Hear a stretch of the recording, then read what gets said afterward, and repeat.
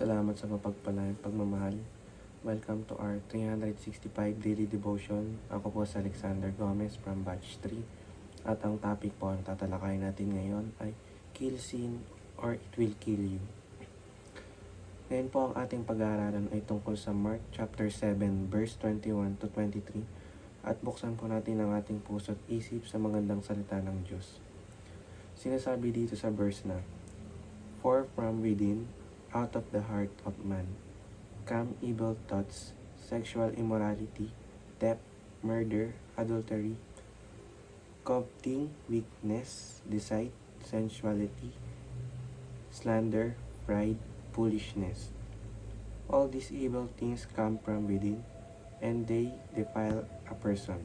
Or sa Tagalog, sapagkat mula sa loob, mula sa puso ng tao, lumalabas ang masasamang pag-iisip, pakikiapid, pagnanakaw, pagpaslang, ang mga pangangalunya, kasakiman, kasamaan, pandaraya, kahalayan, pagkainggit, paninirang puri, kapalaluan, at kahangalan. Ang lahat ng masasamang bagay na ito ay sa loob nagmumula at nakakapagparumin sa tao.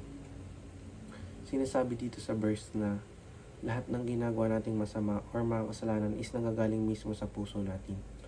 It all comes from within. Ibig sabihin, kung ano man ang gawin mo, mabuti man yan o masama, nagre-reflect yan sa kung anong klase kang tao o ano ang nilalaman ng puso mo.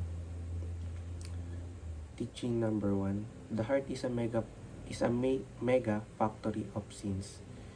Yung puso daw natin ang pinagmumulan ng mga kasalanan. Pag ang puso ng isang tao ay madumi, puno ng galit at poot, puro masasama rin ang magagawa nito sapagkat ganun yung nilalaman ng puso niya.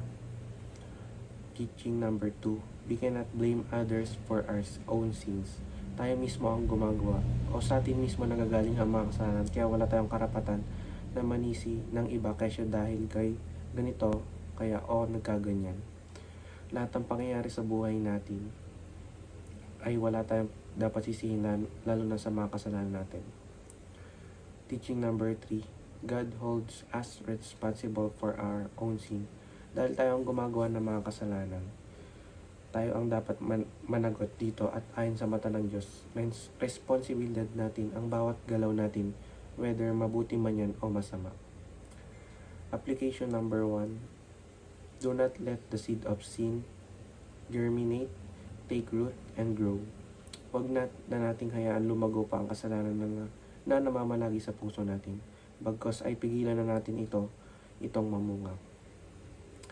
Application number 2. Kill sin before it kills you. Dapat mas maging malakas tayo sa mga kasalanan natin.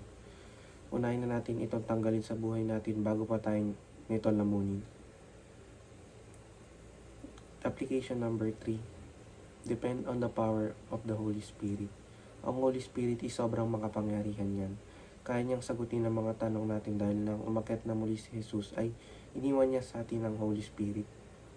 Minsan pag may mga bagay na tayong gustong gawin ay nagbibigay ng sign ang Holy Spirit na wag nating gawin. And we need to listen and obey dahil kung hindi tayo lang din ang mapapahamak. Yun lamang po ang aking devotion. Maraming salamat.